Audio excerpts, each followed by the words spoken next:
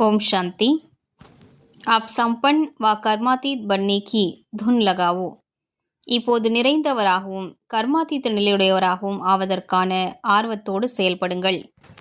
कर्मातीत बनने के लिए चेक करो कहाँ तक कर्मों के बंधन से न्यारे बने हैं.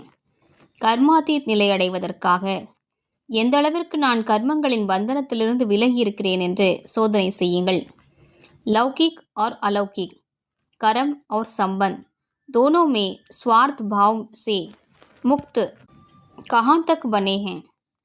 லௌகீகம் மற்றும் அலௌகீகம், கர்மம் மற்றும் உறவுகள் என்று இரண்டிலும் சுயநல உணர்விலிருந்து எந்த அளவிற்கு நான் விடுபட்டவனாக ஆகியிருக்கிறேன். जब कर्मों के हिसाब किताब व किसी भी व्यर्थ स्वभाव संस्कार के वश होने से मुक्त बनेंगे तब कर्मातीत स्थिति को प्राप्त कर सकेंगे. எப்போது கர்மங்களின் கணக்கு வழக்கு மற்றும் எந்த விதமான வீணான சுபாவ சம்ஸ்காரங்களுக்கு வசப்படுவதிலிருந்து விடுபடுவீர்களோ அப்போதுதான் கர்மாதீத நிலையை அடைய முடியும்.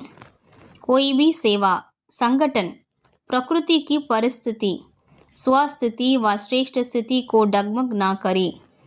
எந்த ஒரு சேவையோ குழுவோ இயற்கையின் சூழ்நிலைகளோ சுயத்தின் மனநிலை மற்றும் உயர்ந்த மனநிலையை ஆடச் செய்துவிடக்கூடாது. इस बंधन से भी मुक्त रहना ही कर्मातीत स्थिति की समीपता है.